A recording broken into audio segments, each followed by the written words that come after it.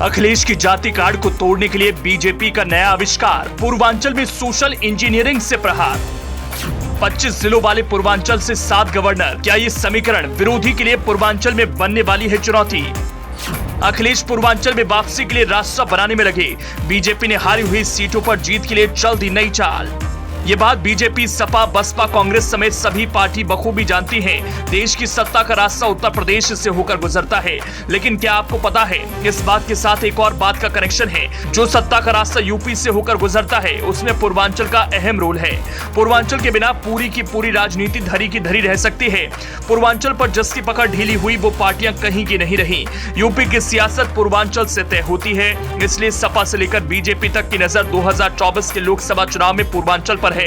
इसलिए अखिलेश यादव ने गाजीपुर से चुनावी बिगुल फूंका। शिवपाल जब से सपा में आए तब से वो पूर्वांचल का ही दौरा कर रहे हैं। इसलिए बीजेपी ने एक बड़ा दांव चला है, जिसका जादू अगर चल गया तो विरोधियों की राजनीति ध्वस्त हो सकती है। पूर्वांचल से वास्ता रखने वाले 7 सटीक सियासी चेहरों को प्राथमिकता दी है।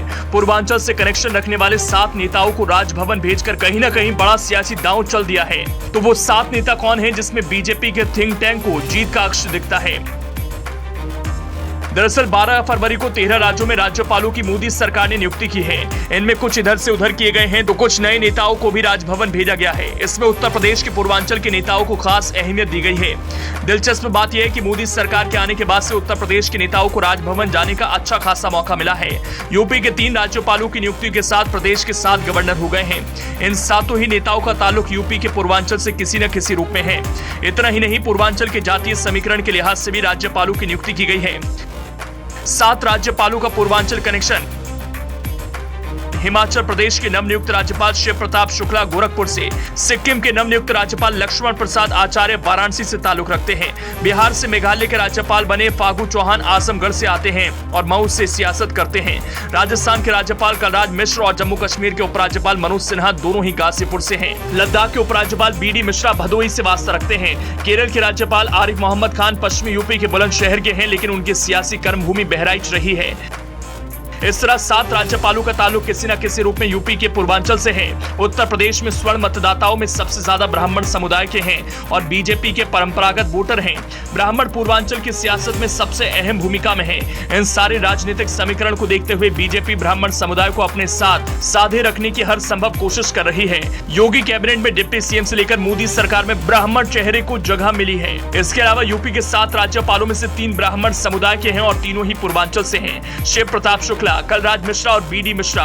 ब्रजेश पाठक को डिप्टी सीएम बनाने के बाद शिव प्रताप शुक्ला को नई जिम्मेदारी देकर 2024 के चुनाव से पहले सूबे के 8% ब्राह्मण समाज को बड़ा सियासी संदेश दिया है। बीजेपी का सियासी वनवास गैर यादव ओबीसी वोटों के चलते खत्म हुआ। ओबीसी के अति पिछड़े समाज के वोटों को बीजेपी हर हाल में जोड़े रखना चाहती है, क्योंकि पूर्वांचल की सियासत में उनकी भूमिका काफी अहम है। बसपा की सियासत से निकले फागू चौहान को पहले बीजेपी ने अपने साथ लेकर यूपी की सियासत को साधा और फिर बिहार का गवर्नर बनाकर राजभवन भेज दिया, लेकिन अब उनका तबादला मेघालय कर दिया गया है। फागू चौहान ओबीसी के नोनिया समाज से आते हैं, जो आजमगढ़, मऊ और गाजीपुर के जिले में बड़ी संख्या में हैं। यहाँ पर 4 लोकसभा सीटें हैं और चारों पर विपक्ष का कब्जा है। बीजेपी फागू चौहान के जरिए फिर से पूर्वांचल की इन सीटों पर वापसी का दांव चल रही है, क्योंकि 2022 चुनाव में पार्टी का सबसे खराब प्रदर्शन इसी इलाके में था। यूपी में आदिवासी समुदाय का कोई खास बड़ा वोट बैंक नहीं है, लेकिन बीजेपी उसे भी साधे रखने की कवायद कर रही है। इसी के मद्देनजर बीजेपी ने लक्ष्मण प्रसाद आचार्य को राज्यपाल बनाया है, जो अभी तक प्रदेश उपाध्यक्ष और एमएलसी हैं।